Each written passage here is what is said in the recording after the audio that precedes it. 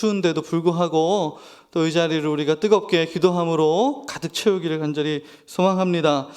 오늘 이 시간에 여러분들은 어떠한 기도의 제목을 가지고 나오셨는지요?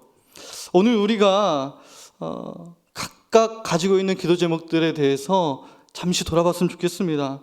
우리가 모두가 기도를 하며 살아가는 그 이유는 무엇이냐면 내가 그 문제를 해결할 수 없기 때문인 줄로 믿습니다. 내가 해결할 수 없기 때문에 오늘 우리가 이 밤에 모여서 기도할 수밖에 없는 것입니다. 마치 이 어린아이가 자신의 힘으로 해결할 수 없는 그런 문제에 봉착했을 때 자신의 아버지의 손을 이끌고 나아오는 것처럼 오늘 우리들이 하늘 아버지의 손을 붙잡는 것입니다. 하늘 아버지의 손을 붙잡는 것입니다. 여러분, 포사이스라는 학자가 있는데 이 신학자는 이렇게 이야기했습니다. 기도하지 않는 것이야말로 모든 죄의 근원이다. 일정 시간을 진지하게 믿음의 기도를 하지 않는 것은 나는 하나님의 도움이 없어도 나는 살 수 있다라고 말하는 것과 같다는 것입니다. 이러한 태도야말로 교만의 극치다라고 이야기하고 있습니다. 오늘 이 밤에 우리들은 이런 우리들의 교만을 벗어던지고 진지하게 하나님의 도움 없이는 우리가 도저히 살 수 없다고 고백하며 기도하는 줄로 믿습니다. 그러나 우리가 이렇게 기도할 때 늘 한 가지의 탄식이 터져 나오곤 합니다. 그것이 무엇입니까? 그것이 무엇이냐면 바로 이러한 탄식입니다. 아버지, 언제까지입니까? 언제까지입니까? 오늘 설교의 제목인데요. 여러분, 이것이 바로 우리들이 갖고 있는 문제라는 거예요. 아버지, 언제까지입니까? 기도하고 또 기도하는데 아버지, 도대체 언제쯤 이 문제를 해결해 주시렵니까? 아버지, 언제까지입니까? 나의 이 간절한 기도가 언제쯤 이루어지겠습니까? 그래서 우리에게 오늘 시편 89편의 기자가 이러한 탄식으로 기도하고 있는 것입니다. 뭐라고 하고 있습니까? 여호와여, 언제까지이니까? 스스로 영원히 숨기시리이까? 주의 노가 언제까지 불붙듯 하시겠나이까? 나의 때가 얼마나 짧은지 기억하소서. 주께서 모든 사람을 어찌 그리 허무하게 창조하셨는지요. 이러한 시편 기자의 고백이 바로 우리들의 탄식이라는 것입니다. 혹시 이 자리에 오랜 시간 기도의 응답을 기다리는 것에 지쳐서 낙심하고 있는 성도님 계십니까? 몇십 년을 기도하고 있는데도 불구하고 여전히 동일한 삶의 문제 때문에 낙심하신 분이 혹시 이 자리에 계십니까? 오늘 본문의 말씀이 여러분들에게 위로가 되기를 간절히 소망합니다. 우리 18절 말씀입니다. 우리 다시 한번 18절 말씀을 살펴볼까요? 자, 우리 함께 읽어보겠습니다. 시작. 그러나 여호와께서 기다리시나니 이는 너희에게 은혜를 베풀려 하심이요 일어나시리니 이는 너희를 긍휼히 여기려 하심이라. 아멘. 여호와께서도 어떻게 하신다고요? 기다리신다는 거예요.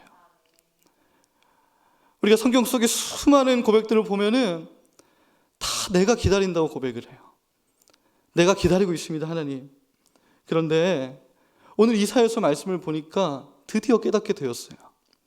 여호와께서도 기다리고 계신다는 거예요. 우리에게 은혜를 베풀어 주시기 위해서 기다리신다는 것입니다. 여호와께서 일어나십니다. 여호와께서 졸거나 누워서 주무시지 않고 일어나십니다. 오늘 우리들에게 이 약속의 말씀을 주셨다는 것입니다.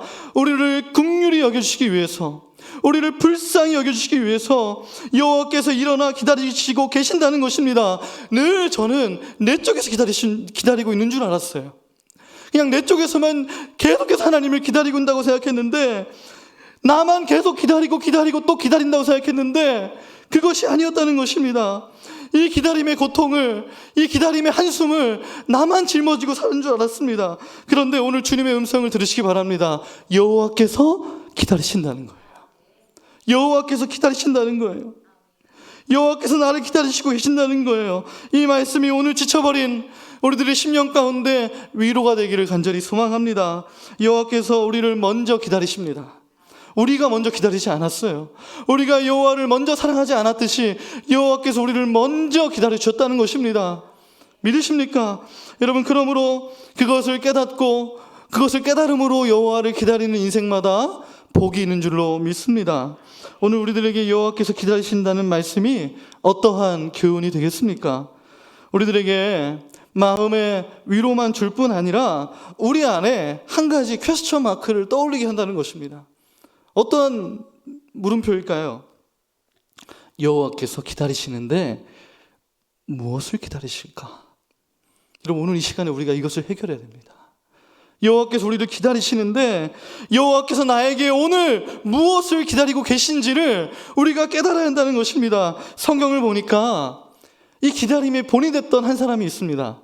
그 사람이 누구냐면 바로 아브라함이에요. 아브라함. 여러분, 아브라함은 어떤 사람입니까? 100세를 기다려서 약속의 아들 이삭을 얻었던 사람입니다. 오늘 이 자리에 100세가 되신 분 계십니까? 이 자리에 아무도 없을 것 같아요. 여러분, 우리보다 훨씬 더 오래 살았던 우리가 아브라함, 우리 믿음의 선배인 아브라함을 통해서 배워야 할 것이 분명히 있다는 것입니다. 우리가 아무도 경험해 보지 못했던 그런 기다림을 아브라함은 경험해 보았습니다. 그 오랜 시간을 기다렸습니다. 여러분, 오늘 아브라함을 통해서 우리가 배울 수 있는 것이 무엇이 있냐면 한 가지입니다. 한 가지예요. 바로 히브리서 말씀인데요. 우리 히브리서 11장 12절, 손이 빠르신 분들은 한번 찾아보셨으면 좋겠습니다. 히브리서 11장 12절 말씀인데 제가 읽어드리도록 하겠습니다. 이러므로 죽은 자와 같은 한 사람으로 말미암아 하늘의 허다한 별과 또 해변의 무수한 모래와 같이 많은 후손이 생육하였느니라. 한 번 더요. 이러므로 죽은 자와 같은 한 사람으로 말미암아 하늘의 허다한 별과 또 해변의 무수한 모래와 같이 많은 후손이 생육하였느니라. 아멘.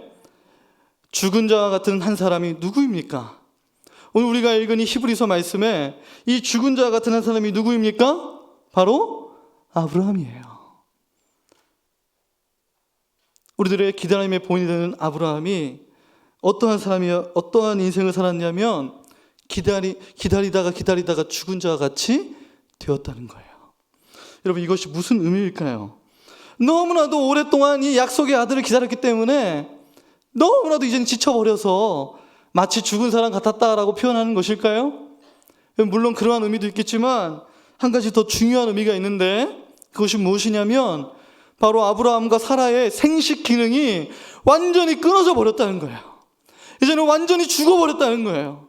도저히 자신의 몸으로, 자신의 몸의 기능으로, 자신의 자력으로 후손을 볼 수가 없게 되었다는 것입니다. 그러므로 성경은 그러한 인생을 뭐라고 표현하냐? 죽은 자와 같다라고 표현하는 것입니다. 이것이 바로 하나님께서 아브라함을 그토록 기다리시게 한 이유라는 것입니다. 아브라함만 기다린 게 아니라 여러분, 하나님께서도 기다리셨다는 거예요. 아브라함이 죽은 자와 같이 되기를 기다리셨다는 것입니다. 여러분, 오늘 우리에게 기다리는 것은 무엇일까요? 오늘 우리가 어떻게 기다려야 될까요? 하나님이 우리에게 기다리시는 것이 무엇일까요? 바로 아브라함과 같이 죽은 자와 같이 되기를 기다리고 계신 줄로 믿습니다. 죽은 자가 되기를 기다린다는 거예요. 사랑하는 성도 여러분, 오늘 우리가 예수 그리스도의 십자가와 함께 죽은 자가 되기를 간절히 소망합니다. 예수 그리스도의 십자가와 함께 십자가에서 우리가 죽어야 하는 것입니다. 이제 내가 사는 것이 아니라 그리스도가 사시게 하는 것입니다. 내 소망, 내 가능성, 내 꿈, 내 열심은 다 죽었어요. 다 죽고 십자가에서 다 죽고 이제는 예수의 소망으로, 예수의 생명으로 다시 살아나야 한다는 것입니다. 오늘 하나님께서 기다리시는 것은 그것입니다. 왜 이렇게 기도가 안 이루어질까요? 언제까지입니까, 하나님? 바로 내가 죽을 때까지, 바로 내가 죽은 자가 되기까지. 고린도서 15장 말씀에 이렇게 기록되어 있습니다. 형제들아, 내가 그리스도 예수 우리 주 안에서 가진 바 너희에 대한 나의 자랑을 두고 단언하노니 나는 날마다 죽노라. 나는 날마다 뭐라고요? 죽노라. 따라해 보겠습니다. 나는 날마다 죽노라. 나는 오늘 이 밤에 죽노라. 할렐루야. 그러한 은혜가 있기를 간절히 바랍니다. 이 바울의 고백처럼 이 기다림을 견뎌내는 것입니다. 날마다 죽을 때만, 여러분, 이 기다림을 넉넉하게 이겨낼 수 있는 것입니다. 내 생명이 완전히 예수 안에서 죽을 때 이제는 예수 그리스도의 생명으로 다시 살아나는 기적의 역사가 나타날 줄로 믿습니다. 아버지, 언제까지입니까?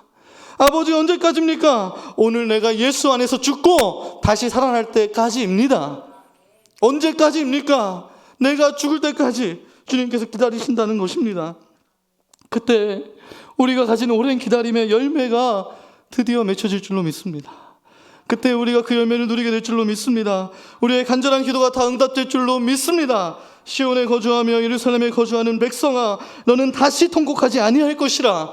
지금 통곡하고 계십니까? 기다림의 끝에 다시는 통곡하지 아니할 주님의 은혜가 오늘 이 밤에 임할 줄로 믿습니다. 그가 내 부르짖는 소리로 말미암아 내게 은혜를 베푸시되, 주님께서 우리의 부르짖는 소리를 들으시고 우리가 그 부르짖음 가운데 죽을 때에 긍휼히 여겨주신다는 것입니다. 불쌍히 여겨주신다는 것입니다. 그가 들으실 때에 내가 응답하리라. 우리 가운데 그러한 응답이 있기를 간절히 소망합니다.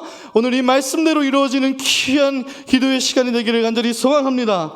우리 함께 이 말씀 가지고 찬양하도록 하겠습니다.